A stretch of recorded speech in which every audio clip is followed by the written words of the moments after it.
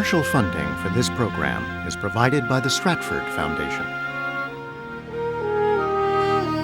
Frontline is made possible by contributions to your PBS station from viewers like you.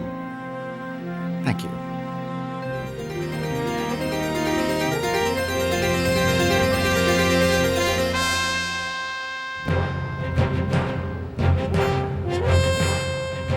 The deal was struck 60 years ago. America struck a pact with Saudi Arabia. You give us oil, and we will give you protection.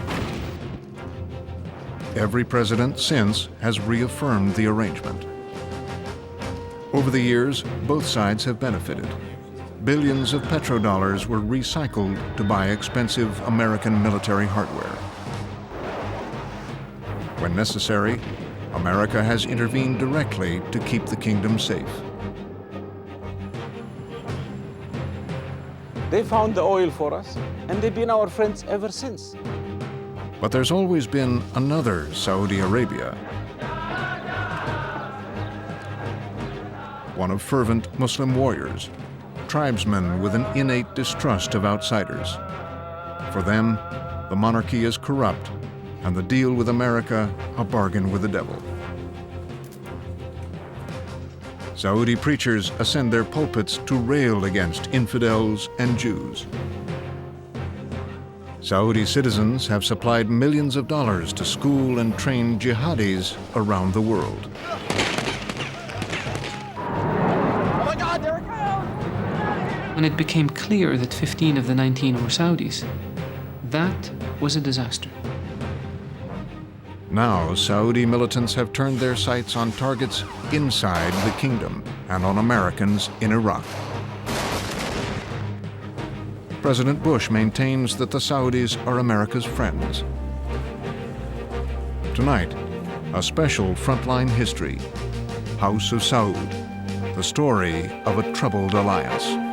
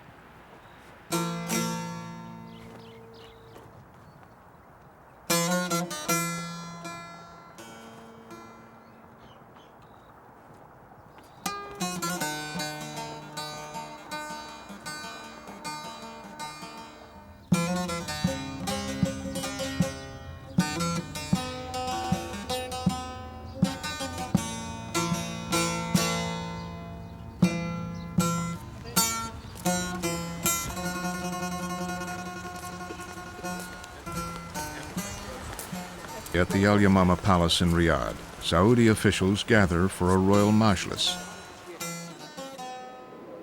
It's largely ceremonial, but speaks volumes about how this country is governed. It is presided over by the kingdom's de facto ruler, Crown Prince Abdullah bin Abdulaziz, a son of the kingdom's founder. To one side of the Crown Prince sit leading Wahhabi clerics, guardians of tradition who habitually resist change. On the Crown Prince's other side are the royal family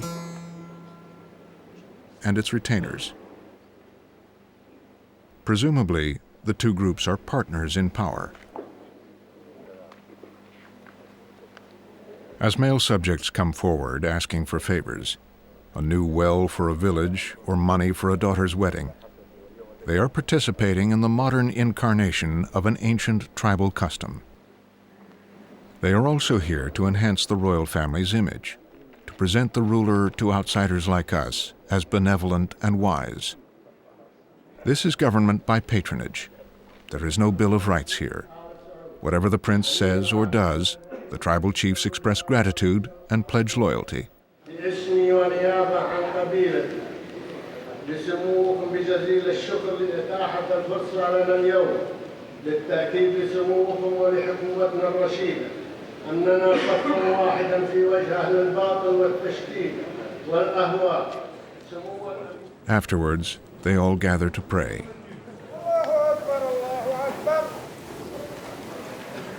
The Al Saud family conquered the kingdom in the name of God and the Quran.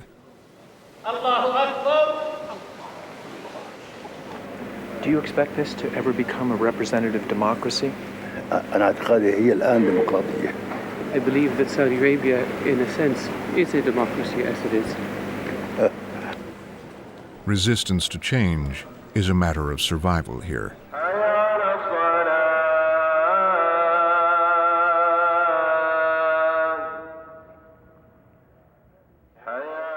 This is a nation in shock, where tradition and modernity are in violent collision. Few places on earth have come so far, so fast, as Saudi Arabia in the 20th century.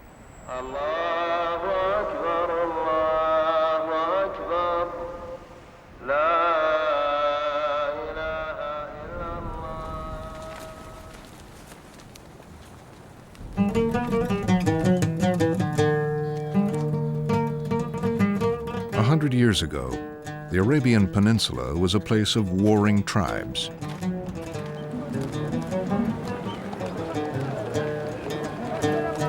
Nomads, sheikhs, emirs.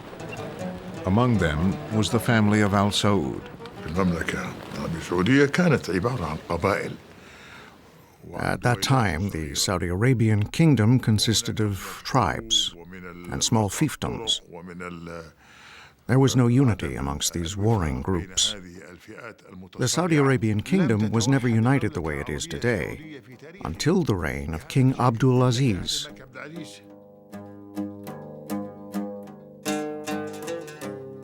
In 1902, with just 60 men at his side, Abdul Aziz ibn Saud rode out to begin his quest for a kingdom.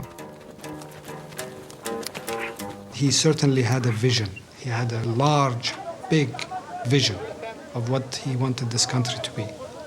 He wanted it to be a nation and to take its place among the nations, rather than to be a forgotten backwater where nobody cares what they live or die, what's happening there, but to be a player in the international scene. But to conquer the whole Arabian Peninsula, he needed the fighting skills of the nomadic Bedouins known as the Ikhwan.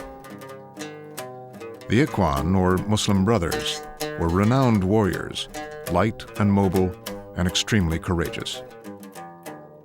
They were also fervent Wahhabi Islamic Puritans. To recruit them, Abdul Aziz had to commit the family to spreading their fundamentalist version of Islam. The Ikhwan were an important fighting force that supported the expansion of Ibn Saud. They had this vision that they propagated true Islam in its purest form. So anything they encountered that differed from that vision was regarded as objectionable. The nature of where they were coming from, the desert, was isolated really for almost 800 years. In the desert you have either day or night, you have cold or hot. You don't have these shades. Even the music is only one string. And that has kind of polarized the way of thinking. It's either black or white. It's either you're with me or against me. The first Western reference we have to the Ikhwan, the Brotherhood, comes from Captain Shakespeare, who was one of the early British explorers in Arabia. And he'd already heard that these people were fiercely anti-Western. Right from the beginning, this cutting edge of Saudi power was mistrustful of the West and lethally mistrustful. For them to kill a foreigner might well guarantee their place in heaven. With the Ikhwan troops, Abdul Aziz captured province after province of the vast desert. By 1926, he and the Ikhwan had captured the jewels of Arabia, Mecca and Medina, making Abdul Aziz the ruler of Islam's holy shrines. It brought prestige and substantial income from visiting pilgrims. It was also a great victory for the Wahhabis. The Wahhabis took their name from an 18th century Islamic preacher, Muhammad bin Abdul Wahhab. Wahhab was first to see the value in forging an alliance with the able tribesmen of the Al Saud family in order to help spread his austere version of Islam. The Ikhwan were living out Wahhab's dream, and they wanted to keep going. They wanted more, and they just wanted to go on and attack particularly the British settlements in the north and Transjordan and so on. They wanted to create an empire extending across all of the Muslim Ummah. They would have, God knows where they would have stopped, maybe in France, given the chance. So when Ibn Saud tried to restrain them and ask them not to launch attacks into these territories, they rebelled. They revolted against him, and they accused him of being an infidel, of having abandoned the faith of Islam and becoming worldly and all that kind of thing. They said, why Ibn Saud sent his kids or children or sons abroad to London, this is against Islam. Why we had the new technology coming, wireless station, whatever, this is against Islam.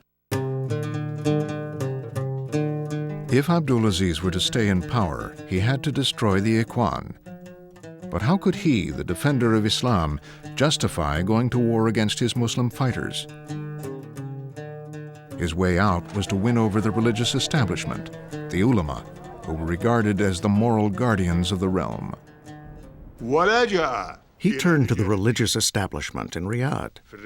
He said, "You judge this. Judge between me and the Ikhwan." So they looked into the Islamic laws. They scrutinized the Holy Quran and the Hadith and found that King Abdulaziz was right. So they gave the famous fatwa, which said that the Ikhwan were wrong. They had no right under Islamic law to rebel against the ruler. So from that moment, they actually changed their role, the ulama, and they became almost like a force to be used to sanction politics. And that was the crucial moment in 1927. With the ulama's consent, Abdulaziz crushed the Ikhwan. The path was now clear. In 1932, Abdulaziz declared himself a king and, for good measure, gave his name to the country, Saudi Arabia.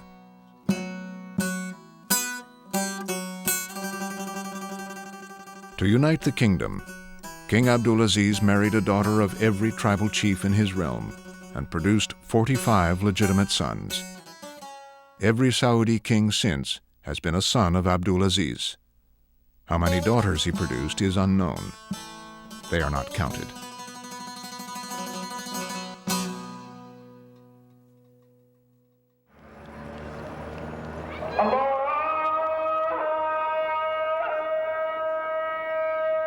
Abdulaziz would not forget that religion and the ulama remained central to his rise to power. He became the kingdom's chief defender of the faith. فإذا كنا نريد اجتماع كلمتنا وتوحيد شؤوننا وحفظ جامعتنا فليس لنا جامعة نجتمع عليها إلا جامعة الكتاب والسنة. But Saudi Arabia would have remained an insignificant backwater in world affairs if it were not for the discovery of oil. King Abdulaziz was aware that neighboring states like Iraq and Bahrain had great natural resources, but most experts did not believe that the fields extended to Saudi Arabia. Then, in 1931, they were surprised. There was an American philanthropist called Mr. Crane. Mr. Crane actually came to Saudi Arabia, and he saw King Abdulaziz. And King Abdulaziz was complaining about the lack of availability of water in the country. Mr. Crane sponsored a geological survey. He wasn't looking for oil. So it is by chance that we discovered oil. We were looking for water. And this feat happens until today. Every time we look for water, we find oil.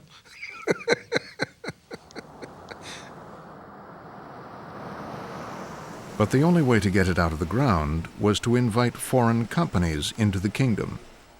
And Abdulaziz feared that inviting foreigners, or infidels, would be resisted by the religious establishment. He invited them anyway. The king asked the companies to come. One of the scholars challenged that. He said the King bin Saud is doing something against Islam. So the king knew about this, and he asked the scholar to come to his court. When he came, he said, I want you to give me an example why I shall not do that.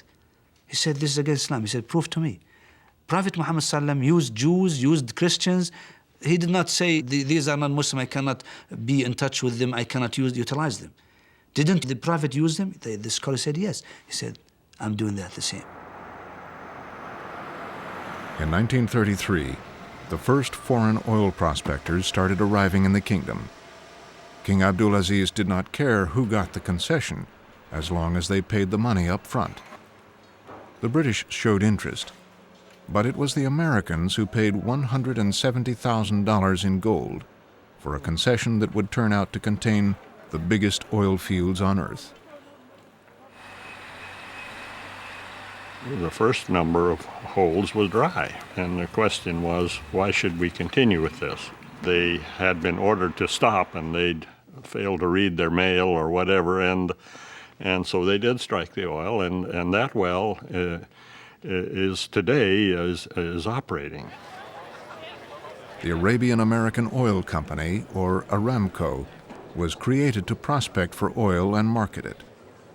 America's 4 largest oil corporations became the sole shareholders. When King Abdulaziz went to open the first oil field, and he smelled the sulfur, and he was repugnantly surprised by the smell, and they told him, but Your Majesty, this is what oil, the sulfur of oil smells like. So, let me smell more of it. The king still had little idea what riches Saudi oil would soon bring. But by 1945, the U.S. urgently needed oil facilities to help supply its forces fighting around the globe. For President Franklin Roosevelt, oil was an American national security priority. From Yalta, FDR sent a message to the Saudi monarch. The contacts were made, but the decision was kept secret until after he left.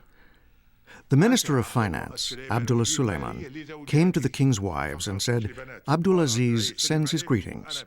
I am at sea, on my way to meet Roosevelt, and will be back in 2 or 3 days. Any royal trip like this has to be big. And it's not just for a show, no. It's like, unifying all portions of the society with you together. So he had his own advisors. He has some of his own sons, princes. He had some of his tribal chieftains at that time. So it's like a small state moving outside its own state to meet Roosevelt, and it has to be, from all portions of society. It was a very interesting meeting. Here's Roosevelt in his wheelchair, and as you know, he's not a big man, and he's in a wheelchair, and he's on the deck of the Quincy, and King Abdulaziz, who's about 6'3" and 6'4", big, stricken with trachoma, not seeing too good, but walking with a cane, and these two hit it off right away. King Abdulaziz started kidding Roosevelt about, you're lucky you're in that wheelchair. You can wheel yourself anywhere. And Roosevelt said to him, if you like this wheelchair so good, I have an extra one here, I'll give it to you. After exchanging gifts, they got down to business. America needed to lease an airport and Navy refueling station for its war against Japan. But it was the security of the Saudi kingdom that was at the forefront of King Abdulaziz's concerns. He requested U.S. military assistance and training, and they agreed to construct the Dhahran military base. In return, the king guaranteed that the U.S. would always have secure access to Saudi oil. America struck a pact with Saudi Arabia. You give us oil at cheap prices, and we will give you protection. This protection eventually evolved into an American hegemony over the entire Gulf region, and the deal extended to the Gulf region, that this was an American area of influence, and in return for this, it shall be protected from all enemies. And then there was the issue of Palestine. Roosevelt said to him, "Your Majesty, you know, I'd like to get your opinion on a problem that I'm facing back home." He said, "You know, a lot of my constituents are pressuring me to recognize the Jewish homeland in Palestine." And he said, "I'd like to get your thoughts on this." And King Abdulaziz said, "Mr. President, what Hitler did to the Jews was a terrible thing. It was the worst thing that man could do to man." But he said, "I don't understand why you're talking about taking land away from us, the Arabs, and giving it to the Jews. We didn't do anything to the Jews. If you want to do something for the Jews, why don't you give them the best part of Germany?" When he heard the position of King Abdulaziz about this issue, he said, "I could promise you one thing. The promise that I could make is that I will not do or make any decision if I don't consult with your side and with the Jewish side. Both sides has to be consulted in order to reach one decision." Later, FDR sent the king a letter confirming their understanding. In it, he further stated, "I will take no action which might prove hostile to the Arab people." Roosevelt died a week after sending the letter. By the time World War II ended, Harry Truman was President of the United States. The unconditional surrender of Japan. 2 years later, the UN met to vote on the partition of Palestine into Jewish and Arab states. Prince Faisal, the king's second son, arrived in New York confident the U.S. would vote against partition. He had been told that by General George Marshall, former commander of the American Army and one of President Truman's top aides. Faisal felt that Marshall had given him an assurance at the United Nations that we would not vote for it, that we would take some other action, and that Marshall had promised him that, and that we had failed to do so. United Kingdom, abstain. Saudi Arabia, no. The United States, yes. When Truman decided otherwise and the U.S. supported the partition of Palestine, Faisal took it as a personal affront. لقد شعرنا كما يشعر غيرنا بما قامت به بعض الدول الكبرى من الضغط على أعضاء هذه المنظمة للتصويت في جانب التقسيم. Saudi Arabia joined a failed effort to destroy the nascent Jewish state. It has since never officially recognized Israel and is technically still at war with it. But the king still knew he needed American protection. The king made his views very clear, including his sense of disappointment. But his main concern at that time was encirclement. He felt that with the Hashemites in Iraq and in Jordan, that he was encircled.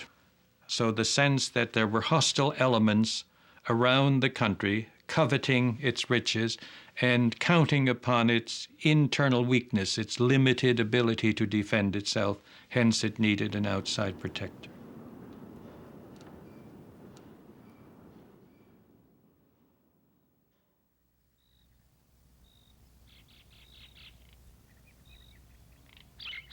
Just before his death in 1953, the ailing founder of the kingdom started delegating his power to his sons.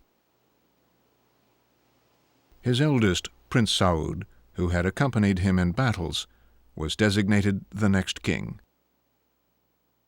His second, Prince Faisal, was to mind foreign affairs. He prepared for his succession with the help of Prince Saud and Prince Faisal, the eldest. He told them, "Your unity will continue my reign and preserve the family and the unity and prosperity of the country. Avoid differences. Beware if you separate." When King Abdulaziz died, people were afraid. He was the force, he was the symbol. He was almost the bureaucracy himself. Everything has to come through his desk because it was a nation it's a startup, like a corporation today. You find the entrepreneur who starts a corporation, they've got their hands on things. King Abdulaziz was a power, and he was strong, and he brought strength to the room, and you could see what he did, bringing the country together. Saud, on the other hand, people that dealt with him never considered him bright. I don't recall anything substantive that Saud ever said on whatever the issues might be.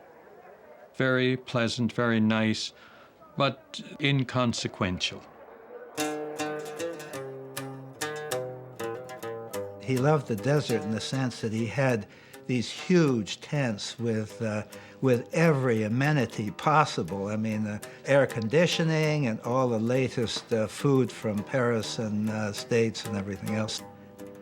He loved the trappings of being king. The palaces and the adulation of the crowds, the foreign dignitaries would come and talk to him, and all of his retainers, of course, acting with due respect. And so, I mean, he loved being king. The only thing is he wasn't king in any substantive way. He was soft. And if you're going to be a ruler in Arabia, you've got to be tough. You've got to be like a hawk. You've got to be like a falcon. That's what gets respect. And at the end of the day, Saud's generosity went so far, but he wasn't tough enough. The king also enjoyed American hospitality. He became a regular visitor to Saudi Arabia's oil-rich eastern province, where the Americans lived very differently than the Saudis.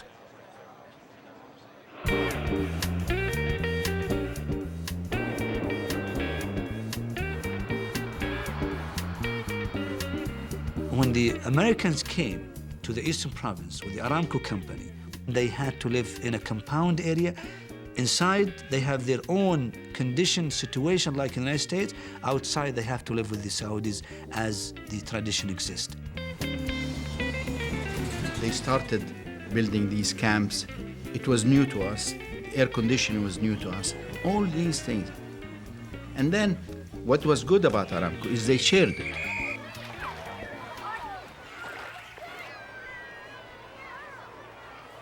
They used to get canned food. We've never seen canned food at the time. And we used to fight over who takes the empty cans, because these are toys for us as kids. So we were always glad to see the Americans come in, and especially the chewing gum. I mean, the chewing gum was a big contributing factor of liking. I remember the first time when we had a refrigerator that was supplied by Aramco to a number of people. My father was one of them. We as kids were sitting there, must be 16 hours to see how ice is going to be formulated within this refrigerator. Of course, it took 16 hours because every time we opened the refrigerator, it loses its freezing impact. So we were absolutely, it was magic when we saw a cube of ice. We didn't really know the world of technology. We just thought it was different, and it is America.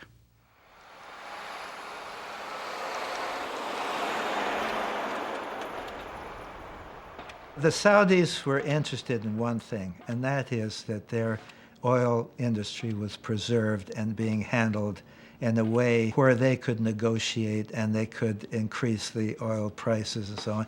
And they had extremely good relations with Aramco. They were making a lot of money, but they were spending it foolishly. The country was broke. They had to borrow money. They borrowed money from Aramco. King Saud was much criticized for his handling of finances, but little was known about his other weakness, a safely guarded secret, which contributed to his downfall. We had a vice president for Aramco whose name was Floyd Oliger, and he was with the king one time, and the king was tired, he was sick, and so Oliger said to him, "Your Majesty, why don't you go out into the desert, do a little hunting and relax, and we have a wonderful guest house So they thought that was a good idea.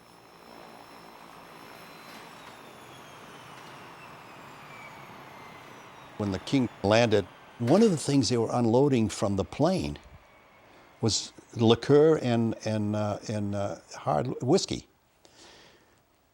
Well, we took a look at this, and where did they put the stuff? They put the stuff under the king's bed in the guest house. So we were kind of shocked.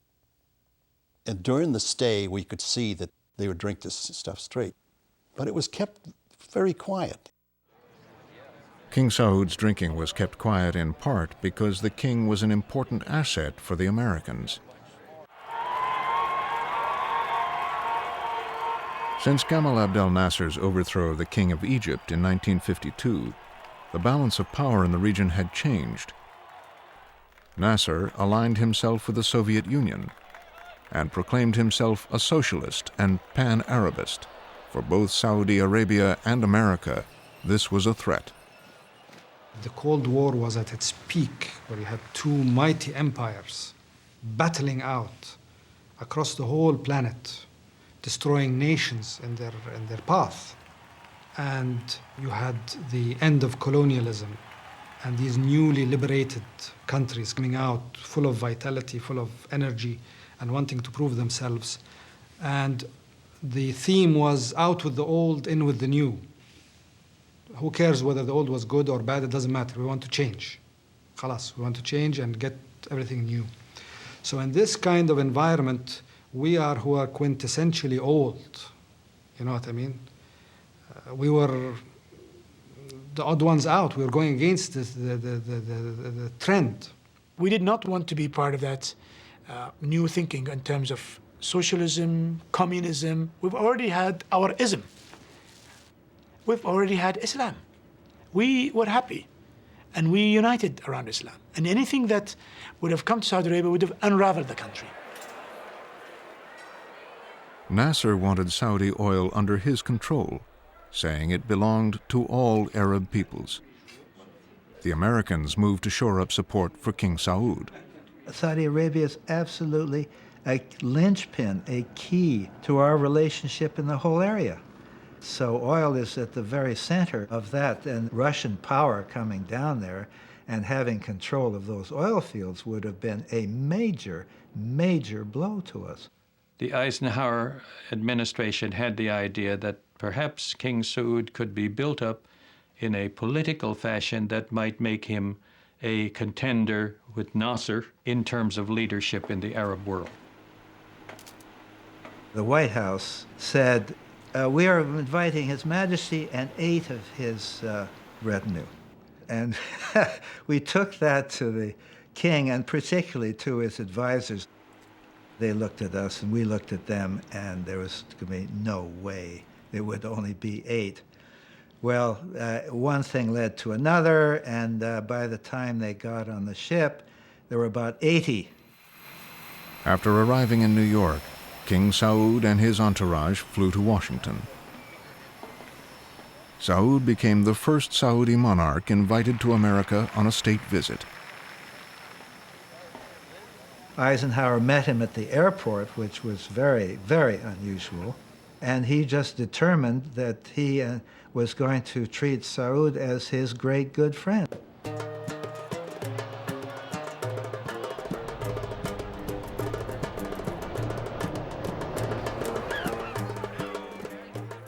Eisenhower wanted a renewal of the lease on the Dahran Air Base, a useful strategic asset in the Cold War. King Saud wanted the money that the U.S. would pay to extend the lease. My father at the time, was negotiating the agreement. He was very sensitive to not calling it a base. It was a transit place for the Americans to take fueling, period. The exact details of the Dahran Agreement are revealed in this original copy of the accord.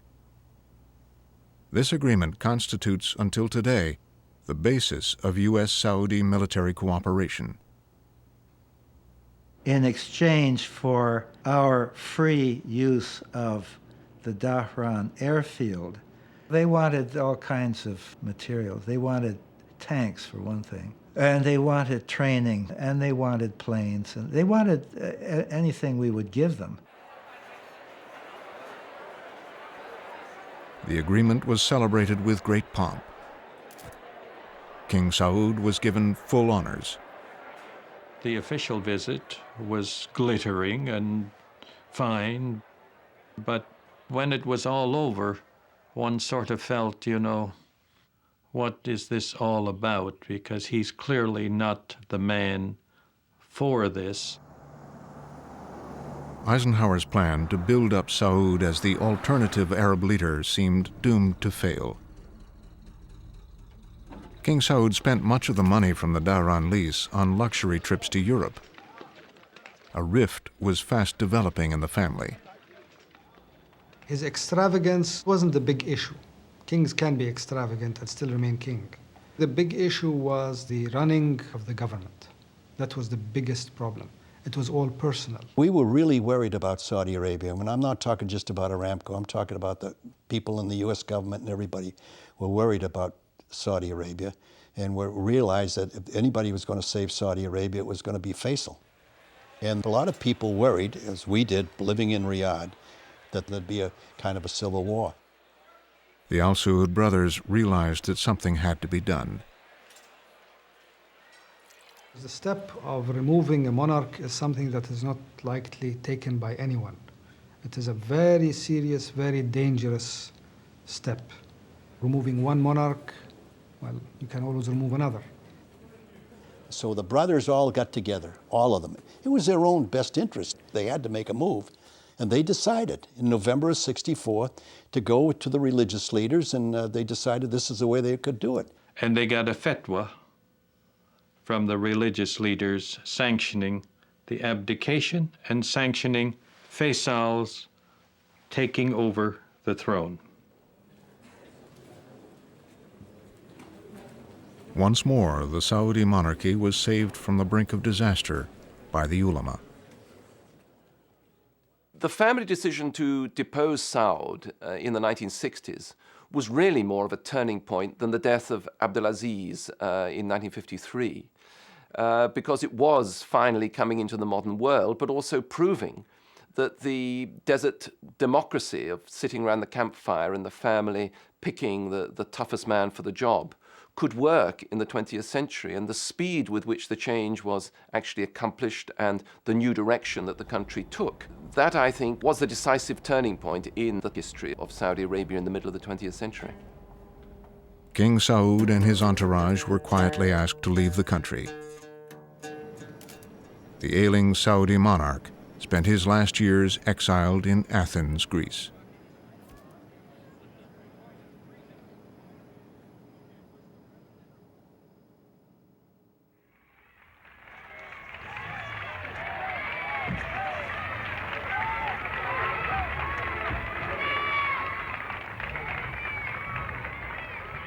It was my first year at Georgetown, 1964.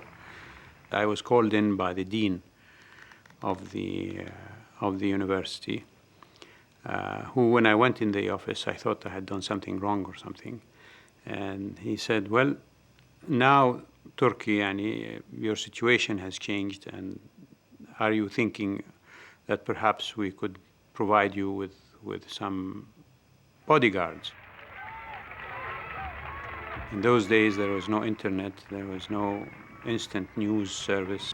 I had absolutely no idea that on that day, Monday, that my father had become king.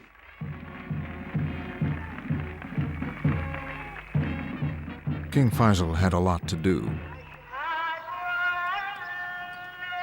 But almost every aspect of bringing the kingdom up to date was bound to bring him into conflict with the ulama.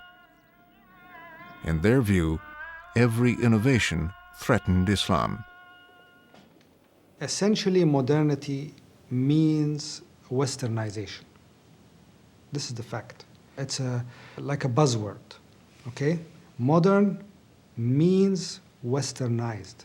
This is where we have problems, because people want to run their lives better, but not necessarily sacrificing their own culture and their own history in order to become copies of Frenchmen or copies of the English or false Americans. They don't want that. He decided that there should be girls' schools in Saudi Arabia, and there was an uproar about it. All the old fathers came along and said this was awful. Who knew what would happen when the girls got education? And Faisal said, in that case, don't send your daughters to the schools. And if a majority of people in your village or town don't want a girls' school, you won't have one. But those who do want to have a school must have one. I would have been illiterate if they didn't have schools at the time. And in fact, I was lucky to go to one of the early private schools that were established in the 60s. Female education was put under the directory of a separate body that would control the curriculum and make sure that what the girls are taught in schools is actually suitable for them as girls and as women. So in that way, he managed to reconcile the need for female education and also the requirements of the ulama. Gradually, indeed, the number of girls' schools was increased, and girls were admitted to universities and so on. All this was done by keeping just a little way ahead of public opinion and always being willing to stop and wait for public opinion to catch up. But reaching compromise with the ulama was a constant battle. Leading Wahhabi clerics were ever vigilant. One day, I get a telephone call from our people in Dhahran and says, Mike, they're banning vanilla. The vanilla extract is being banned. I said, why? He said, well, it's got a little alcohol in it. And you know, they're going crazy. Now, anything with anything, any alcohol in it, anything. And they're saying to me, look, we can't make ice cream, we can't make bread, we can't make cakes, we can't go on. It's a big problem. We've got to do something about it. So, I happened to be in one of my visits to the king, and I'm telling him about this, and he was amazing. He was amazing, really. He picks up the phone, and the vanilla was allowed in.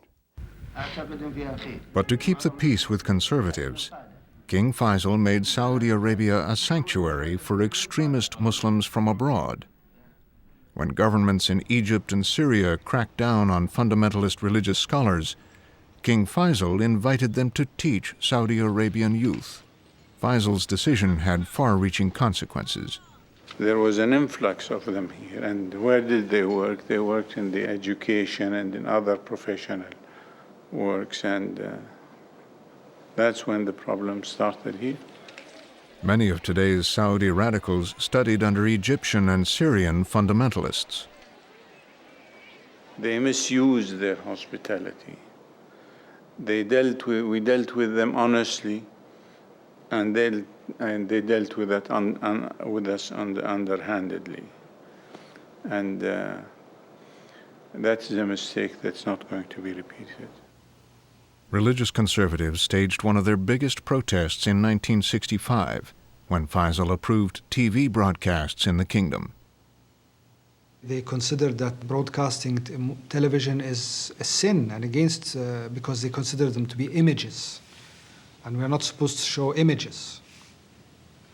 And they considered that this was rank heresy and that the government had become in league with the devil. So what he did is he had somebody recite the Quran and broadcast that and told people, you see this? It's like a sword. You can use a sword for good, or you can use the sword to assassinate. So it's a tool, really. It's like the internet today. The same debate goes on. A nephew of the king sided with religious conservatives. It would eventually have drastic personal consequences.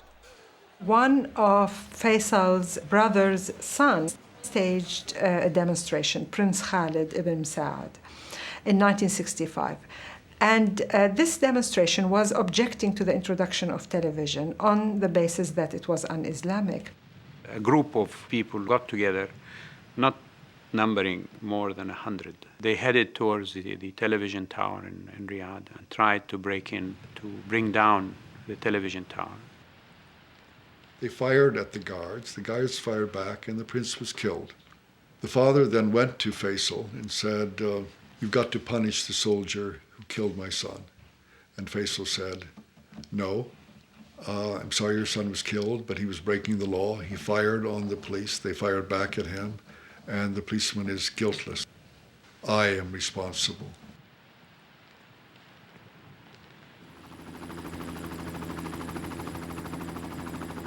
In the spring of 1967, war was brewing. Nasser was moving troops to Israel's border and ordered the UN out. Uniting against Israel, Faisal reconciled with Nasser. Could I ask His Majesty what sequence of events he would like to see now in the Middle East? The first thing is the extermination of Israel.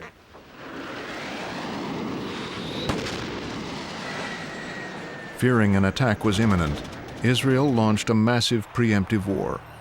In just 6 days, the bulk of Arab armies were destroyed. It was a devastating effect that the defeat in '67 had on all of us. For King Faisal to see that the rest of Palestine, including the jewel of Jerusalem, had been taken over by the Israelis. He felt a personal loss and a personal affront. After 1967 and the fall of Jerusalem to the Israelis, that was a turning point in his life. He never smiled again.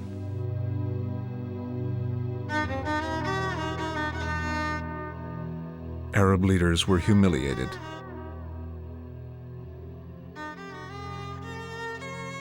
Nasser had falsely accused the U.S. of helping the Israelis. On Aramco's compounds, hundreds of Saudis rioted against America. I got orders almost immediately from Washington to move out the American community. And I went to see Faisal right away. Faisal said it's very important that we retain close diplomatic relations and that the American community remain. And his concern then was that the United States press Israel, do something to press Israel to get out of the West Bank, Gaza and Sinai and East Jerusalem, which we promised to do. Being friends with the U.S. was difficult. It was difficult because of this Palestinian problem. But so after '67, it got real tough. So the Arab League got together and said to the Saudis, you people are nothing but a bunch of American stooges. You don't even control your own oil. The Arab League pressured Faisal to use oil as a weapon. Between 1960 and 1970, this is a period of 10 years. The price of oil in the market did not go up 1 cent, not 1 single cent. The value of an equivalent barrel of Pepsi Cola was more expensive than an oil barrel at the time. By the 1970s, Saudi Arabia had become increasingly aware of the strategic importance of its natural resource. It started to negotiate for the ownership of Aramco. At the same time, the Arab-Israeli conflict was brewing without resolution. The tension in the Middle East was brewing indeed. However, I don't think that we fully recognized how much it was brewing. We tended to downplay the statements that came out of the Middle East, and most notably the letter that was received from King Faisal. And that letter said, you must do something about the Palestinian problem or there will be a deterioration. And we tended to think that that was just some more hot air on the part of the king.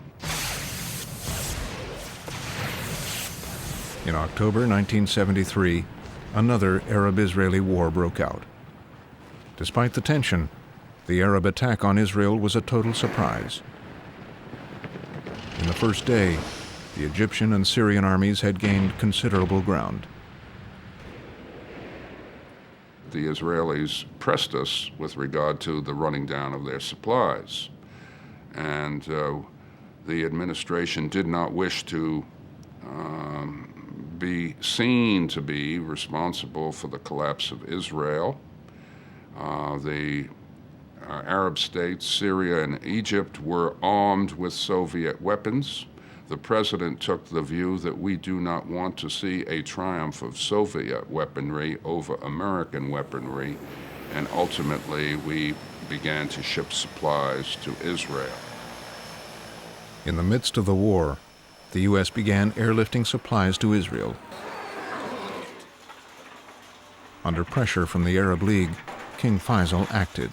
I got the phone call the morning after the airlift, and I asked to come to Riyadh to see the king as soon as I could, which meant now. And the king was furious about this. He saw no way to do anything but to boycott. I said to him, I just really don't see how you're going to do it. And the king just simply said, you are going to do it. Faisal ordered Aramco to stop pumping. Oil became scarce. Prices quadrupled, and the shock sent world economies reeling. President Nixon sent his Secretary of State Kissinger on an urgent mission to Saudi Arabia. Some people thought, because of my Jewish background, that would be a handicap in conducting Middle East diplomacy. Kissinger raised with me the question whether the fact that he was Jewish might affect Faisal. And I had to tell him that it might. But I said, you have to remember also that he feels we have in the past, on a good many occasions, after having made commitments to him, let him down. So you better be sure that what you say to him that we may do, we intend to do. He was a very austere-looking man, very sharp features, and it was a very long room, and I had to walk that whole room towards him with his black-robed advisors standing there. It was a beautiful scene, but I must say he treated me with extraordinary courtesy. There was no light conversation, there were no jokes, there was no humor, and all in all it was fairly tense. But the meeting went I think probably as well as could be expected. Both of them saw that the other wasn't wearing horns.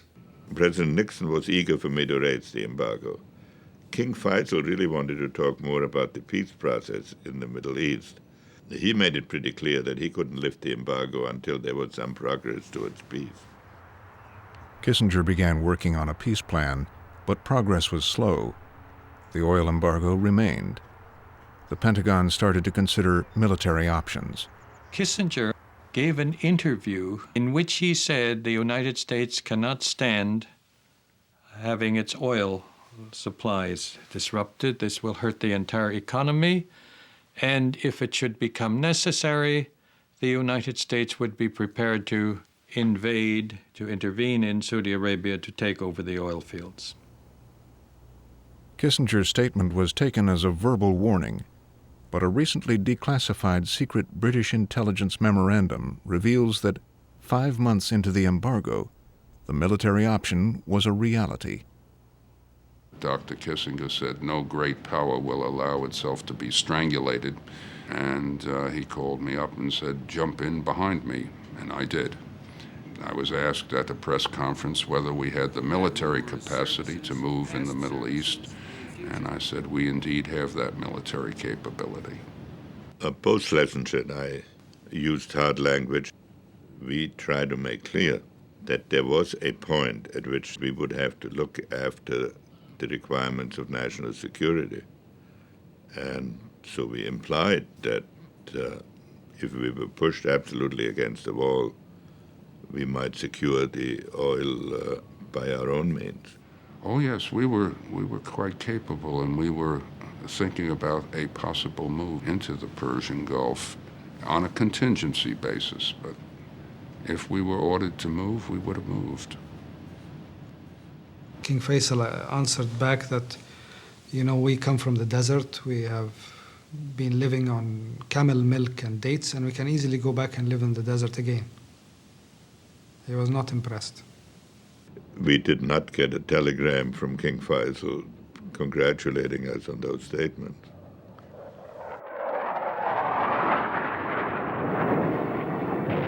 The oil embargo was having a major impact on the war in Vietnam. Fuel supplies were running dangerously low. Behind the scenes, a solution was concocted. The announcement, from my standpoint, over at the Pentagon came in the form of a cable from Exxon, which said that Aramco members were cutting off deliveries to the 6th Fleet in the Mediterranean, as well as our forces in Europe. I wasn't aware of how bad it was until one night I got a telephone call from the Deputy Secretary of Defense under Jim Schlesinger. And he said, "Mike, we have a problem. We need to talk to you." I met with Secretary Schlesinger and Bill Clements. And that's when they told me that they were fighting communists and this boycott was killing them. It was just impossible for us to keep our Navy and our kids in Vietnam supplied. And I talked with our top people like Jungers, and I remember the two of us went out to see the king. And the king came in and was obviously irritated. He's picking hairs out of his bisht. That was a good sign that he was irritated. Well, we gave it to him exactly the way that Bill Clements and Jim Schlesinger had told us, that we were fighting communism. We knew how he felt about them, and we needed his help. Okay, he said, well, God help you. You probably ought to do it, but don't get caught. Everyone knew that this was something extraordinary. And for years it was a secret. By 1974, the boycott was over. But continued higher oil prices gave Faisal great wealth and status throughout the Arab world. Then in March 1975, his past caught up with him. My father was receiving the then Minister of Petroleum of Kuwait. He was followed into the room by a nephew of the king. The king's nephew, Prince Faisal bin Musaad, came to take his revenge. It was his brother who had been killed by police during the 1965 TV tower demonstration. Remember on the TV thing? And this guy was a little nuts anyway, of booze and all kinds of stuff. And there's the guards and everybody, they don't know the kid. They think he's part of the entourage from Kuwait. When the minister bowed to say hello to the king, he took out a pistol and shot the king over the shoulder of the minister.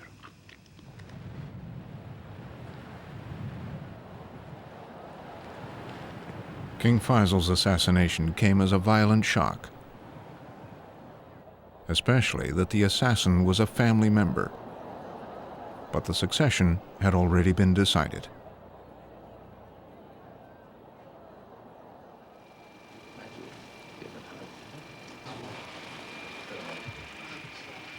In 1975, Khalid bin Abdulaziz became Saudi Arabia's fourth king. King Khalid was a delightful man. He was not so keenly interested in politics as King Faisal was and as King Fahd was later on. He liked to talk about the desert, he liked to talk about hawking. When I took visitors to see him, he wanted to talk about his hawks. One didn't discuss politics with King Khalid on the whole. He would say, see my brother Fahd about that. Saudi Arabia was enjoying an embarrassment of riches.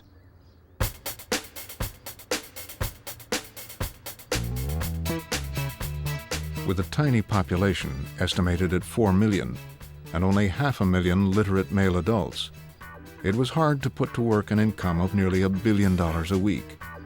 It was a lot of cash. Saudi Arabia embarked on a rapid course of buying and building. Foreign contractors rushed in. Saudi Arabia was the only country that was booming. There wasn't any work for Western contractors anywhere else in the world, so everybody was converging on Saudi Arabia. Everybody was desperate for a piece of the action. You would go away for a summer holiday, and you'd come back and you get lost. You wouldn't recognize the city you had left just a couple of months before. So things that would normally have taken 20 years to do were done in a few months. And it made people a little bit crazy. A little bit crazy. We were building 2 schools every 3 days. We had to build 7 universities. We were trying to do so much in a constrained period of time. So the debate was, do we import foreign labor, or do we wait until we train our labor and then carry the projects ourselves? And I was of the opinion then that the decision that was taken, the time to import foreign labor, was a great decision. So you began to have this skewered system where the native population didn't do very much, and most of the people who did the work were expatriates. If you look at even in Saudi Arabia today, population is 16 million, but the expatriates are perhaps 6 to 7 million. Among those that accumulated massive wealth during the boom time was the bin Laden family, becoming the principal builders to the royals. Another consequence of the boom was massive amounts of official corruption. Much of the corruption concerned Saudi purchases of Western military equipment. Deals were riddled with influence peddling, bribes, and oversized commissions. There was also real estate fraud. The main device for getting money from the government into the pockets of the princes is through land sales, but only the princes can register land in the desert as theirs. An ordinary citizen, Abdullah Fulan, cannot go out and say, I'm going to take this piece of land and put a marker. Only the princes can do that. So when the government then needs land to build a project, they have to buy the land from the princes, and at astronomical prices. If downtown New York, if not downtown Tokyo at that time, unbelievable prices. The way I answer the corruption charges is this.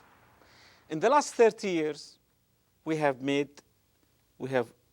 implemented a development program that was approximately close to $400 billion worth, okay? Now, look at the whole country, where it was, where it is now. And I am confident, you know, after you look at it, you could not have done all of that for less than, let's say, 350 billion. Now, if you tell me that building this whole country and spending 350 billion out of 400 billion, that we had misused or got corrupted with 50 billion, I'll tell you yes, but I'll take that any time. There are so many countries in the third world that have oil that are still 30 years behind. But more important, hey, who are you to tell me this? I mean, I see every time all the scandals here or in England or in Europe. What I'm trying to tell you is, so what? The Saudi elite became notorious big spenders in the casinos of Europe. The royals, with their huge monthly allowances, spent seemingly endless vacations there. Saudi leaders lost credibility and respect, especially among religious conservatives.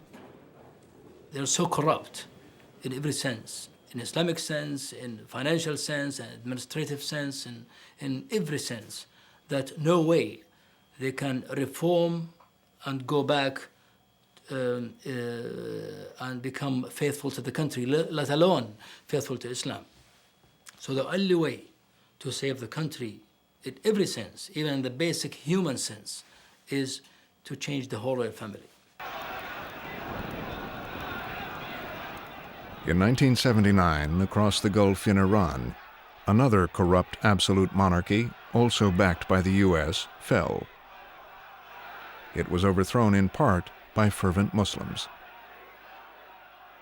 The royal family was scared of the same thing happening to them that happened to the Shah, and namely that the royal family or the Saudi system would be overthrown. There was good reason. The pace of change in Saudi Arabia brought the contradictions between Islam and modernity into the open. Again, many in Saudi society wanted to put the brakes on westernization. The problem was these foreigners brought in their nasty foreign habits with them, and that exposed the royal family to criticism from the religious right. With the oil boom, it was natural that you are pumping a massive dose of Western culture in a country that is loaded with people, 70% of whom perhaps are extremely conservative and really extremely Muslim, fundamentalist, almost radicals.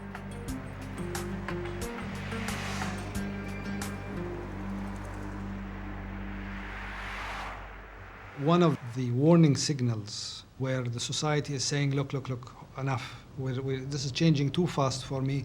I can't keep up. Slow down. Was in 1979 with the hijacking of the mosque in Mecca. I think this was a symptom of this trauma. You just can't drag people into the 21st century by the scruff of the neck. You can't do that.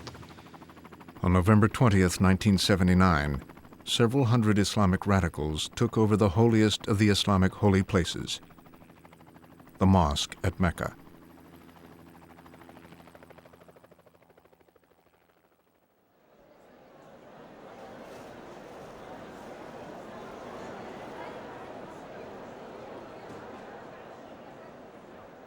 They took the microphone in the mosque and announced for the rest of the world that the Messiah was here and that people should come and pledge their allegiance to him. When the incident at the mosque occurred, the government and society realized that the ship had come unmoored from its fundamentals. It was a warning bell.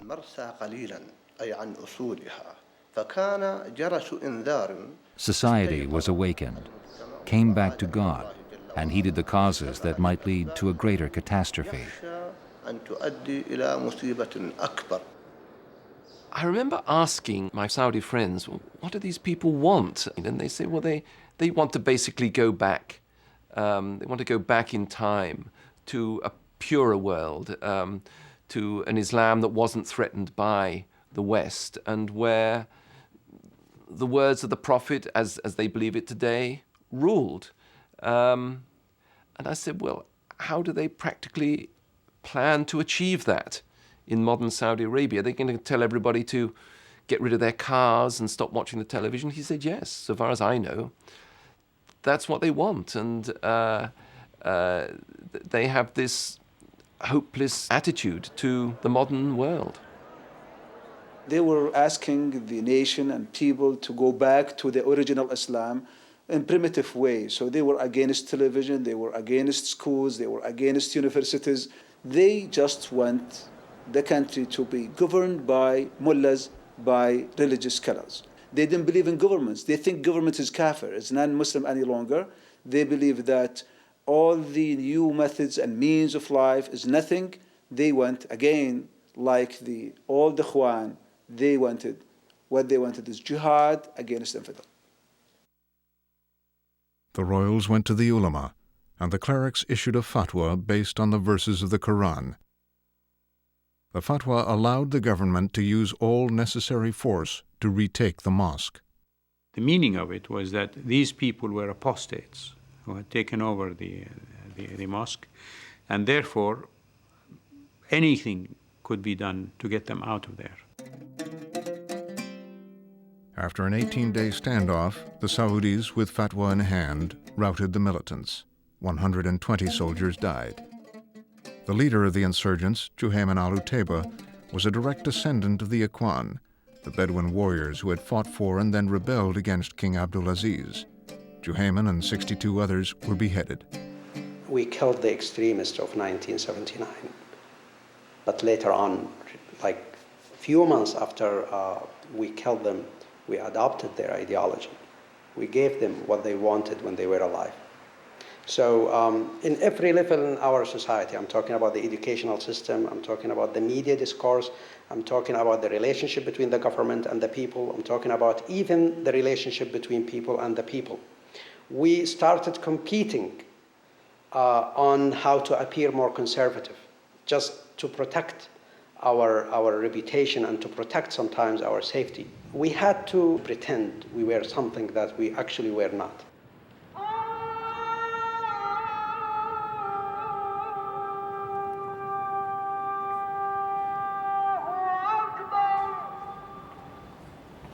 As the Saudi royal family moved to increase its religious standing, millions of dollars were diverted to religious education under the ulama. They taught Wahhabism as the only true form of Islam,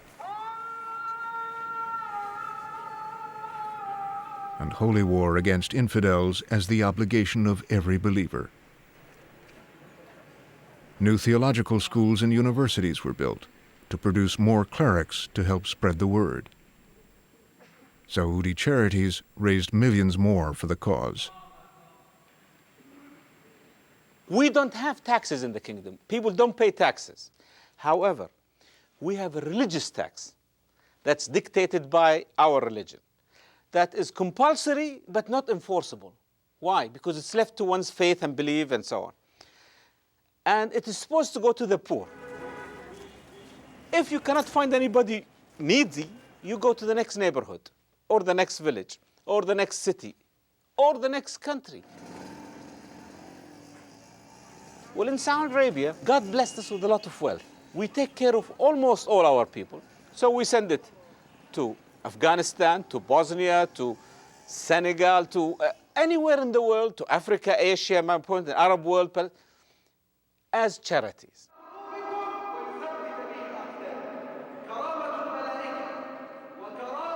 They were able to open up mosques in London, in Africa, in the United States, in Southeast Asia. And that was seen as part of their responsibility as wealthy Muslims. They had to share that wealth with Muslims elsewhere, and they had to be seen as supporting Muslim causes. In 1979, the Wahhabis found a rallying cause like no other. The Soviet Union, a godless communist power, had invaded a Muslim nation, Afghanistan. Saudi Arabia and the U.S. made a secret deal to contribute an equal amount to finance the war. Thousands of young Saudis were sent to fight alongside the Mujahideen. The Saudi religious education and also the institutions of higher learning began to produce masses of young graduates who are very well conversant in Islamic theology, but who could not really be absorbed easily in the economy. And the Afghan war in the 80s provided an opportunity to absorb some of those Saudi youth. And this was actually encouraged by the government, who probably saw it as a way to release some of the tension. But they didn't realize the potential for an exploding situation later on. For almost a decade, some 20,000 young Saudi volunteers made the trek to Afghanistan. There they would acquire military skills and come to believe that dedicated Islamic fighters could defeat a superpower.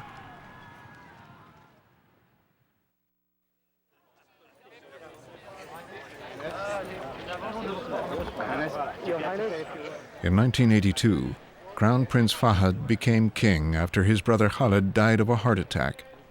The Iran-Iraq War was raging on his doorstep.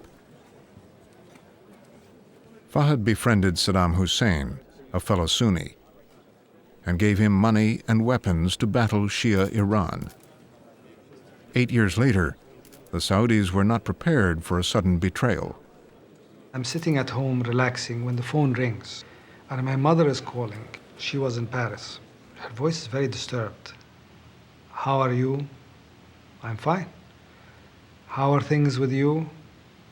Fine. What is happening with you? Nothing. What's happening? What's going on? Didn't you hear?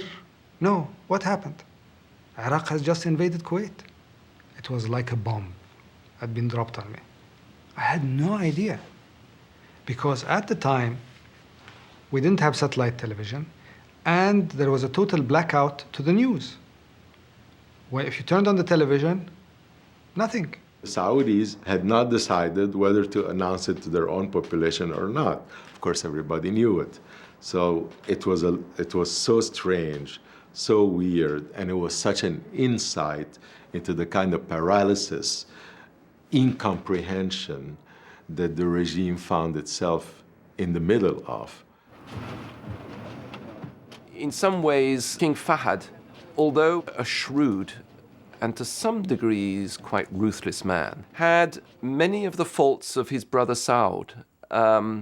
An eagerness to please everybody, a belief that everything could be sorted out with the money, which was pretty plentiful, that all would be for the best. And the bankruptcy of that, I think, was exposed to start with by the first Gulf War and Saudi Arabia's inability, after spending all this money, actually to cope with this threat themselves, this military threat from Iraq. How could you justify spending so much money on an army that can't be used for any real combat situation? And this brought to the forefront this problem with the corruption, the commissions, the military contracts, and the inability of a sovereign state to defend itself in case of outside aggression.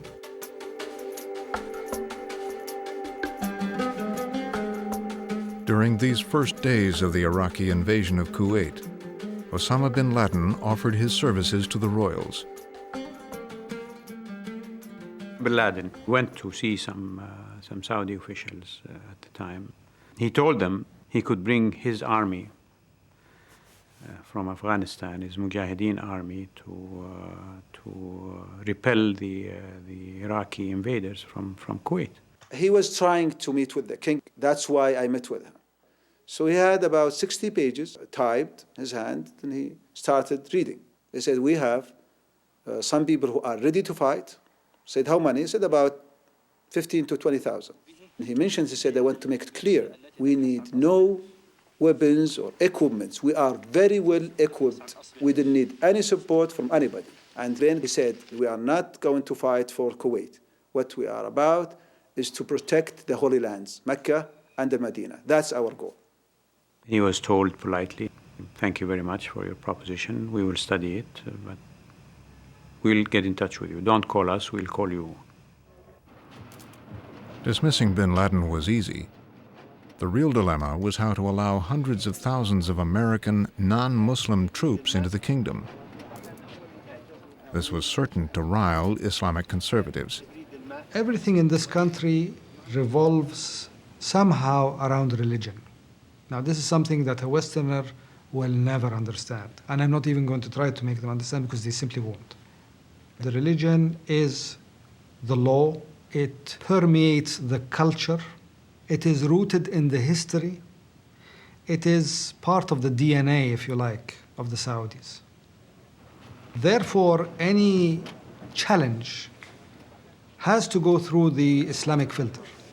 We needed to understand whether it was permissible for the government of Saudi Arabia to invite hundreds of thousands of Westerners to come on Saudi soil in order to fight another Muslim country, which is Iraq. There was some questions about whether the Saudis would accept U.S. forces. The president asked Secretary Cheney to go down and meet with the Saudi officials to tell them that we felt it was important to put some forces in there to deter the possible action by the Iraqis to move down the peninsula. U.S. Defense Secretary Dick Cheney, General Colin Powell, and General Schwarzkopf arrived in Saudi Arabia armed with satellite pictures showing the Iraqi army poised to move across the Saudi border. I thought he was shaken by what he saw in those photos. After listening to General Schwarzkopf's briefing on the proposed American response, the king said, "Come." And then the Crown Prince said, "Don't you think there should be some consultation?" And Fahd said, "There's no time. If we delay, we may end up like Kuwait. There is no Kuwait anymore," he said. And Abdullah said, "Yes, there's a Kuwait. There is still a Kuwait." And Fahd said, "Yes, and its territory consists of hotel rooms in Cairo and Paris and London." And Abdullah said, "I take your point. I agree." King Fahd went back to the ulama and asked for a ruling or fatwa. King Fahd asked the senior ulama, and they said that if you cannot work a peaceful settlement, then you must side with the victim to reverse the aggression. And if you have to avail yourself of support from non-Muslims, you do so. The deal was concluded. More than 500,000 U.S. troops started arriving in the kingdom and neighboring countries. But regardless of the fatwa, hardline Saudi imams protested. ولينا أعداء الله تعالى وأحببناهم من قلوبنا ونسينا الفيصل بين الإيمان والكفر. هذه الموالاة للكفار هي من أسرار هزيمتنا. أعتقد أن هذا من أكبر الأخطاء التي وقعت. This was the biggest mistake committed by America. It caused all the hate and hostility. They came with their traditions, their army, and unfortunately with their behaviors, and wanted to force it on Muslims. During these first months of Desert Shield, Saudi anxiety was amplified by an unexpected problem: money. The U.S. administration was bent on charging the Saudis for the war.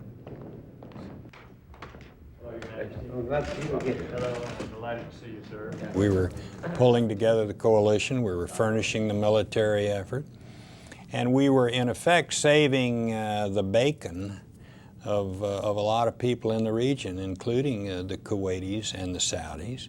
They were very well-to-do countries, and it was our thought that they should contribute to their defense.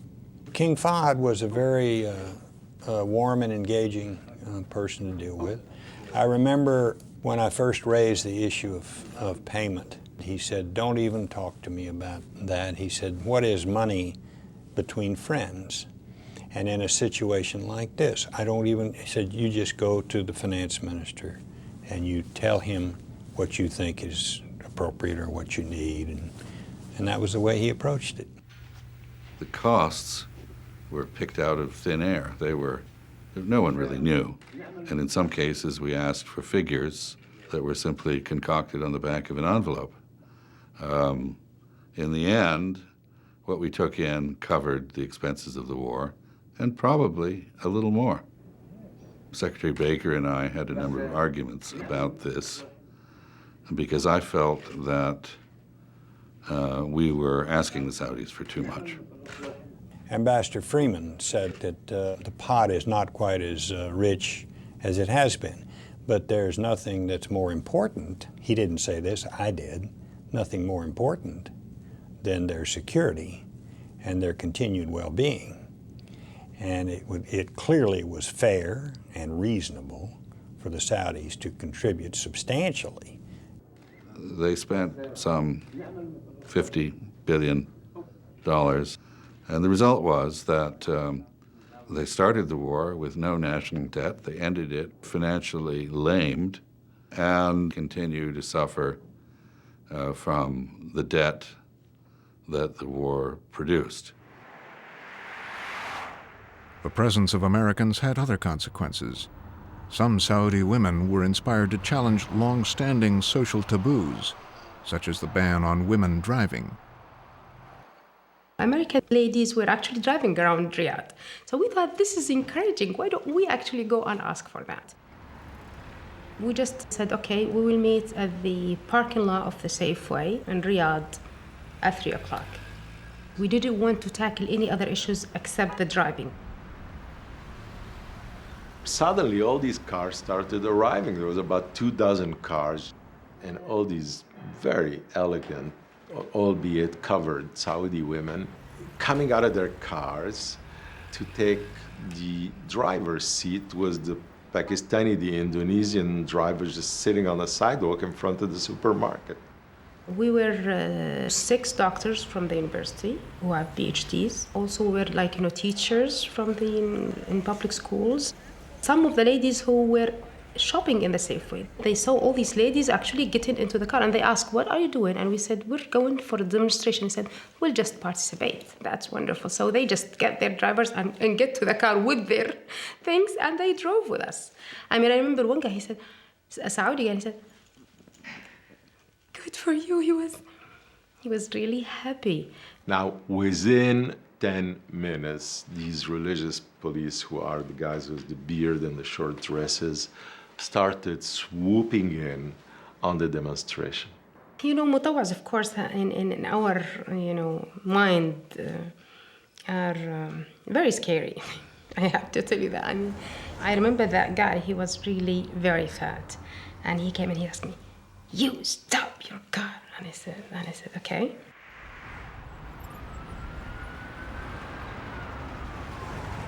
47 women were arrested.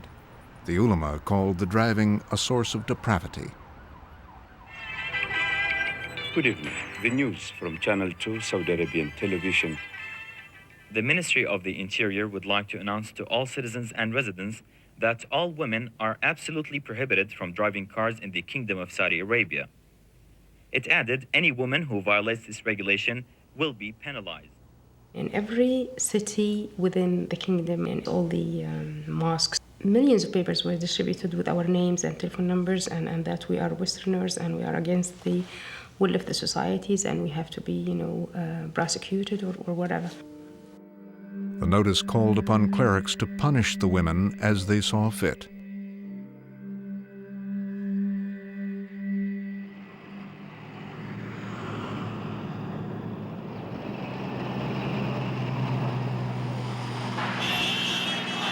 With the swift coalition victory in Kuwait, security of the kingdom seemed assured.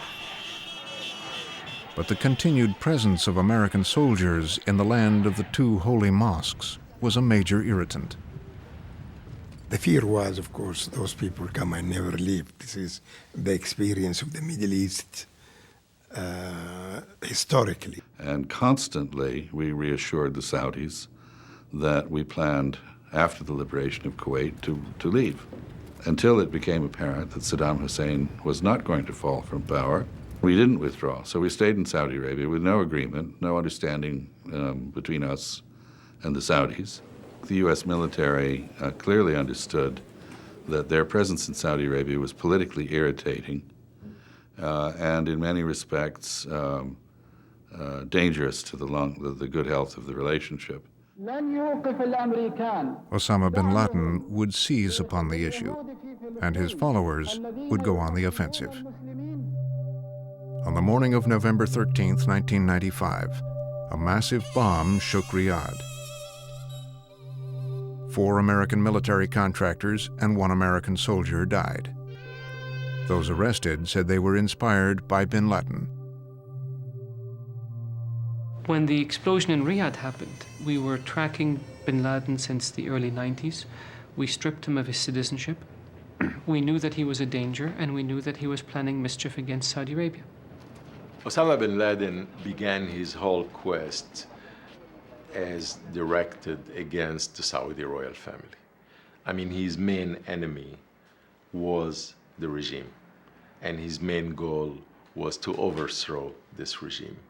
And then he moved philosophically to the natural conclusion that the people who are supporting this regime are the American military. And I will get much more resonance for my message if I were to attack the American military. And I detected for the first time in Saudi Arabia a certain amount of sympathy with this act. In 1996, another bombing in Dhahran killed 19 American soldiers. U.S.-Saudi relations were coming under increasing strain. At this critical juncture, King Fahd was incapacitated by a stroke. Crown Prince Abdullah comes into the picture at this point in time, and the country is a different country again, because things have happened in this country, and most importantly, it is the introduction of Arabic language satellite programs. Beamed-in TV programs were beyond the control of the royals.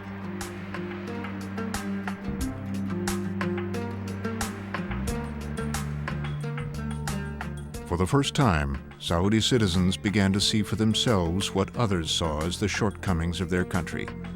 The people were exposed to reports about lack of civil rights and political freedoms, and royal corruption. There is no more control of the news. This is a new paradigm. And the Crown Prince himself is part of that. The Crown Prince spends his time watching Al Jazeera. And while CNN would be showing the American audience an American reporter riding in an Israeli tank, Al Jazeera would be showing an Arab audience, Palestinian kids being chased or beaten up by Israeli soldiers. And this phenomenon cannot be divorced from the way the Saudi leadership is now reacting to the United States. Gruesome images of the Arab-Israeli conflict became part of Saudi's daily viewing. Throughout the 90s, U.S. efforts to forge a lasting peace foundered. The Saudis remained on the sidelines while continuing to support Arafat and militant groups like Hamas. But when they sensed President Bush might abandon the peace process, they took a more active role. As soon as the Bush administration came into office, we had discussions with them about the American policy in the region. We were urging the United States to get engaged in the peace process. And when there was an escalation of violence and the president was asked about Sharon's actions, his response was perceived in the region as a signal to Sharon that he could do whatever he wanted. Israelis will not negotiate under terrorist threat. Simple as that. And if the Palestinians are interested in a dialogue, then I should strongly urge Mr. Arafat to put 100% effort into solving the terrorist activity, into stopping the terrorist activity. And I believe he can do a better job of doing that. And at that point, the Crown Prince sent a very powerful message to the president.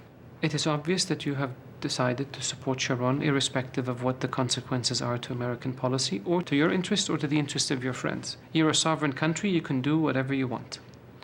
We are now in a position where we have to take actions that serve our interests without any regard to how they may affect your interests. And the letter to President Bush merely is a reflection of his character, of his willingness to challenge the United States. We can't take this anymore. We've had it up to here. Either you be more fair, more equitable in your dealings with the Arab world, or we will simply find a different arrangement than the one we are having with the United States. We can no longer have the same kind of relationship that we have had for the last 60 years. And within 24 hours, we had a response from the president to the Crown Prince, in which the president laid out his vision for Middle East, 2 states, shared Jerusalem, just settlement of refugee issue, in very clear terms. And he said that we can only do that if we can stop the violence. Crown Prince responded to the president and said this is a positive step and you need to articulate this publicly. And the president agreed to do so 2 or 3 days before September 11. Oh my God, there it goes!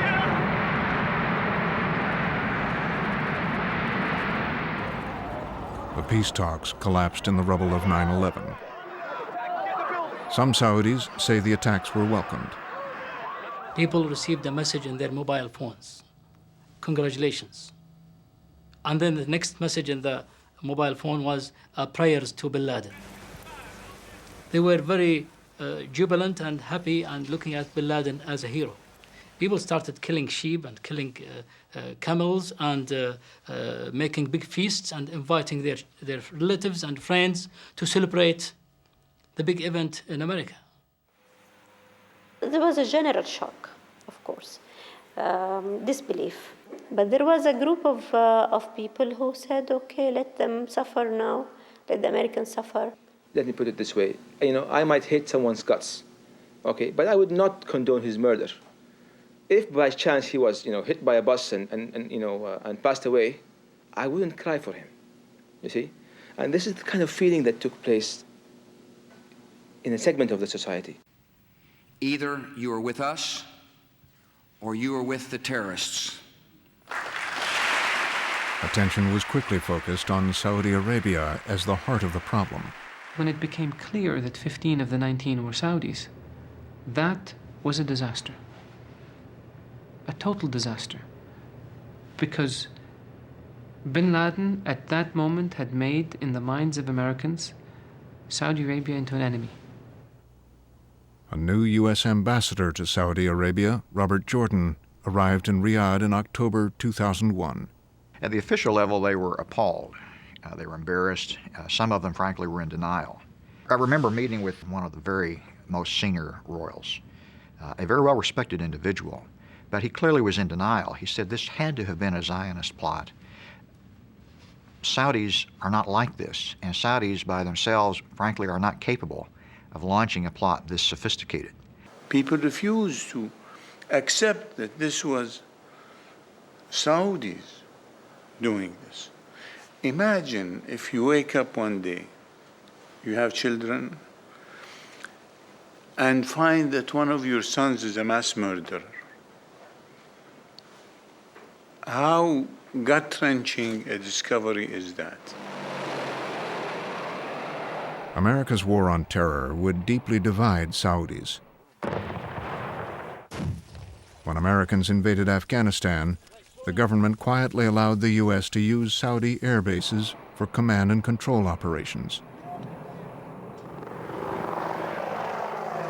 But Saudi militants captured in Afghanistan would make up the biggest segment of the prison population shipped to Guantanamo Bay, Cuba. The war in Iraq posed an even bigger challenge. Americans used Saudi air bases for bombing missions, but the government worried about the reactions of its people. I'll never forget being told by some members of the royal family, Mr. Ambassador, please don't win Iraq and lose Saudi Arabia. And they were that concerned. I think they meant that there was a great possibility that if they supported us in the way we needed, it would further alienate the arch conservatives and the Islamist extremists from the royal family and from the government, that it could destabilize the regime. And people were extremely worried that after Iraq is finished and done with, the United States will turn its head and start targeting countries like Saudi Arabia, like Syria, like Egypt, Iran.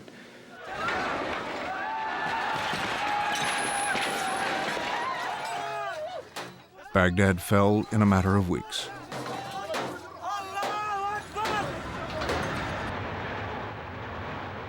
Just days later, U.S. Secretary of Defense Donald Rumsfeld arrived in Riyadh to announce U.S. troops were finally pulling out of Saudi Arabia. And they'll leave with us grateful for the support and cooperation that the kingdom provided. جاء أصل الكفر يغزو دارنا من صليب الغدر والكل أصم جاء أصل الكفر يغزو دارنا من صليب. Since the Gulf War, the American troop presence in Saudi Arabia had been a rallying cry for al-Qaeda. ماتت الغيرات في أهل الشيم ماتت الغيرات. Now the American air base stands empty. But it didn't seem to matter to bin Laden. 2 weeks later, on May 12, 2003, al-Qaeda militants attacked 3 compounds in Riyadh, housing hundreds of foreign workers. 35 people were killed, including 9 Americans. Over 100 were wounded. This was something new. The attack grabbed Saudi's attention in a way that 9/11 did not.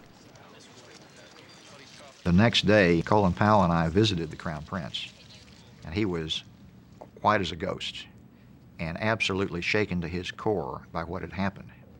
And to the extent they had been in denial about the terrorist threat in the kingdom, that denial ended on the morning of May the 13th. We have to face the fact that these people who attacked and bombed in Riyadh are Saudis, our youth, our sons and brothers. They are not expatriates.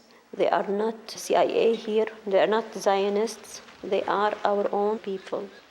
The bombing was really the major event that changed people, no doubt. Clear the air. We can't trust Al-Qaeda. We can't trust the radicals. We can't trust those extremists. Some members of the Saudi elite looked inward. They began to reevaluate the long-time deal under which the religious schools and universities were controlled by Wahhabi fundamentalists. I think the whole culture of education in Saudi Arabia gave people dangerous tools to teach people how to hate, tools of hatred, tools of anger, not tools of understanding the reality of the world.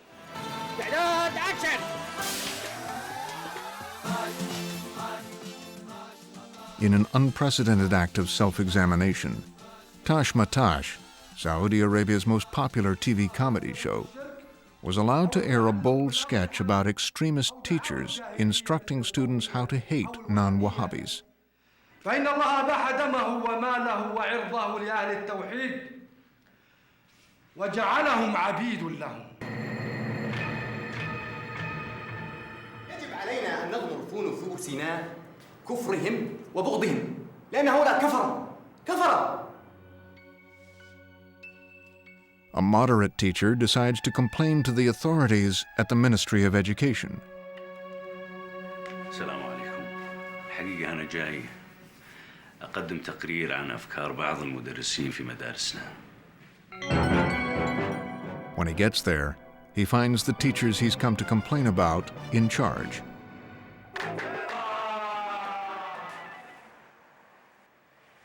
The government has even moved against some of the most radical preachers. At the Ministry of Islamic Affairs, which oversees the country's government-owned mosques, they have begun firing some imams. There was a small group of imams that went too far, and they would not compromise. And that's why they've been dismissed from their duties. The total number of imams and preachers dismissed was about 1,300. Some hold extremist ideas against others, against the interests of the country and of Islamic work. ولا أشك والله لحظة واحدة أن أمريكا في طريقها إلى الزوال ولكن كما قال ابن خلدون.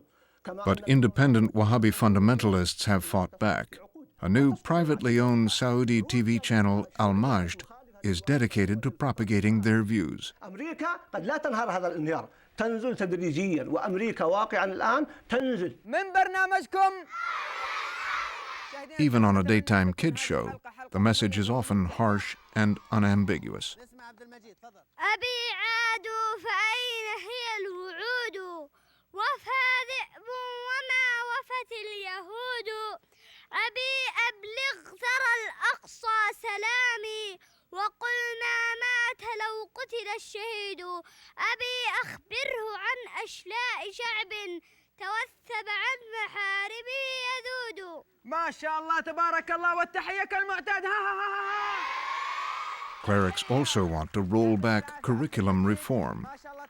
اسمح لي أن أكون صريحا معك. Allow me to be direct. هل Did we ever interfere in the American curriculum, which unfortunately includes clear hostility to Muslims, Muslim nations, and specifically to the kingdom?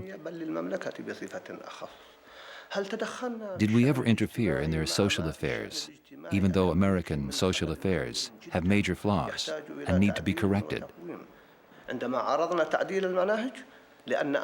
We opposed the change in the curriculum because America was interfering in our religion, in our faith, and in our unique character. America is aiming to make Muslims fall in love with and embrace American culture. American culture, conservative clerics believe, continues to raise expectations for women. This book, called Defending Virtue, was written by a cleric on the Council of the Ulama. Man is physically perfect and has natural power, it reads. The female is inferior physically, mentally, and emotionally. This is a book written by one of the greatest scholars. It was written to protect women. We consider the book in general as wonderful and deep. I just couldn't believe that this is something that has been taught at university. I felt it very humiliating. I was angry at the university as well. Yeah, the university, how could they allow such a book, such a way of competition to be run at the university? What type of university is this? And this is the biggest university in the country. Who are these women? What is their educational level? Probably they have been influenced by Western theories or by a culture far removed from Islam. Their judgment does not count.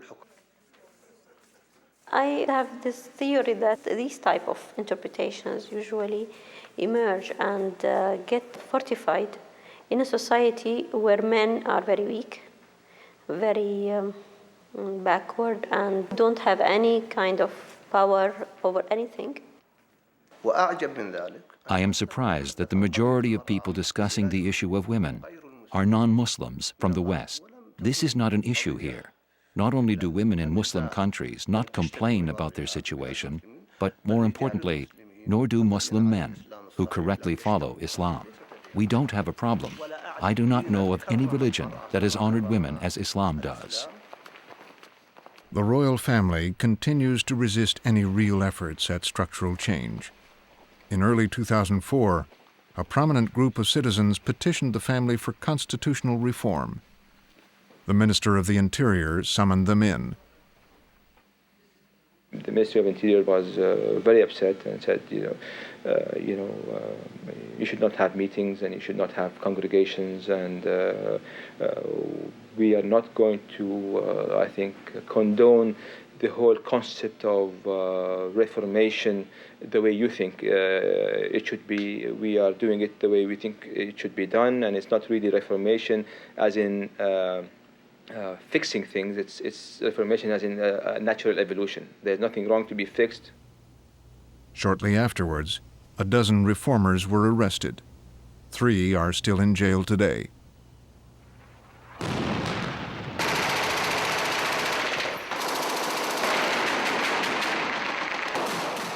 The continuing war in Iraq has only helped strengthen anti-American radicals in Saudi Arabia.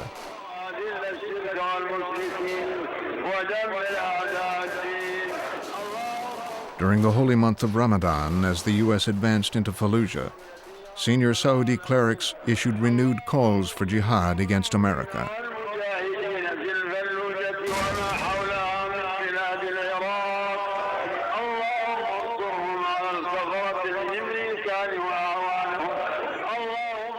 الحقيقة أن الجهاد الذي وقع في الفلوجة يرفع الرأس، أن يحيي الجهاد والتضحية والمقاومة في العراق ضد المحتلين، ونحن نقنت عليهم كل ليل وكل سجدة أن الله يبيدهم وأن يمزقهم وأن ينصرنا عليهم. An unknown number of Saudis have traveled to Iraq to join the fight. The suicide bomber who killed 22 U.S. soldiers in Mosul last December was a young Saudi medical student.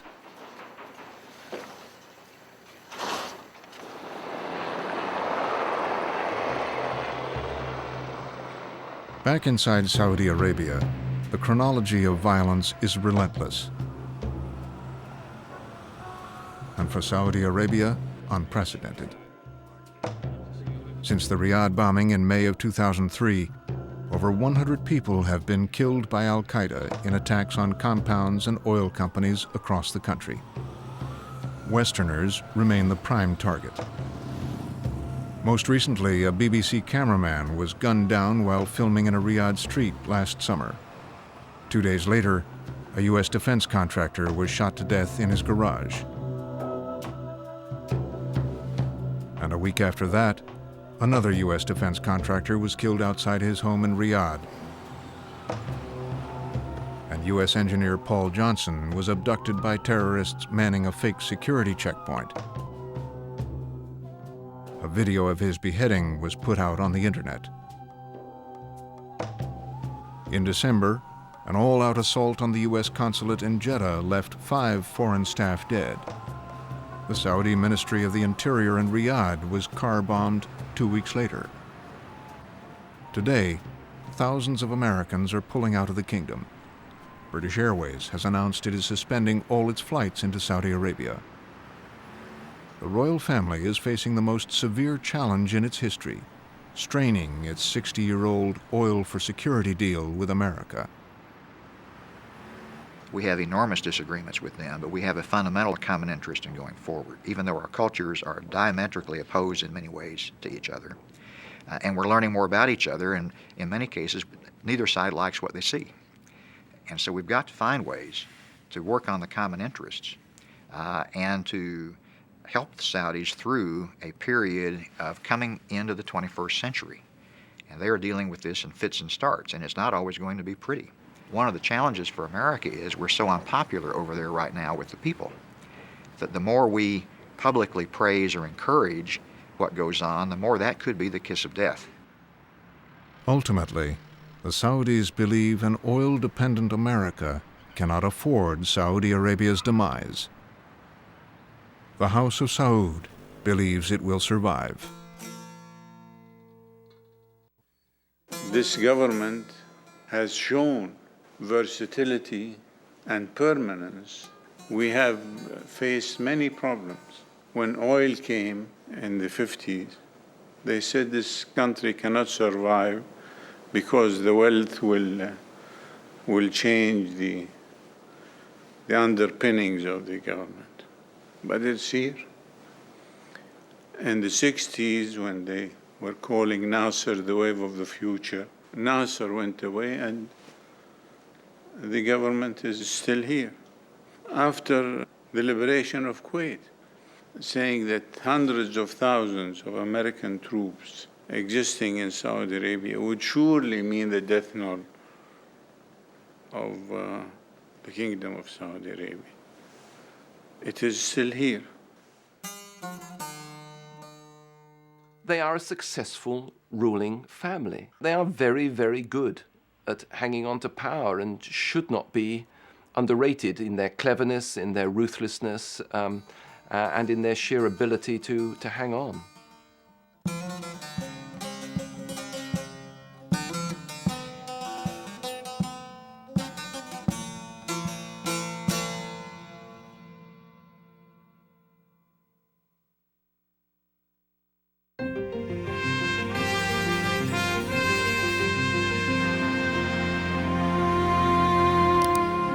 There's more to explore at our website, where you'll find a chronology of the kingdom's history, including key events in the U.S.-Saudi relationship, a family tree profiling recent Al Saud kings, analysis on Saudi Islamism and the prospects for reform, plus interviews with members of the monarchy, Saudi historians, activists, and religious leaders, and a chance to join the discussion at pbs.org.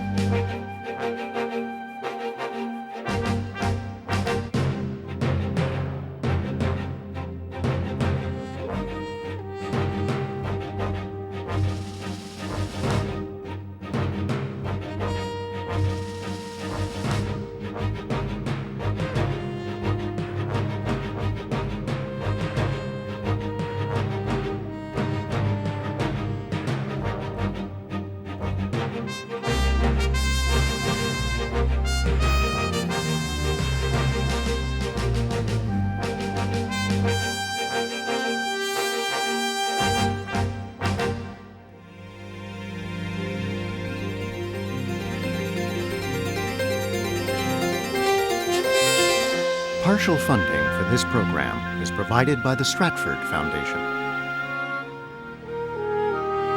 Frontline is made possible by contributions to your PBS station from viewers like you.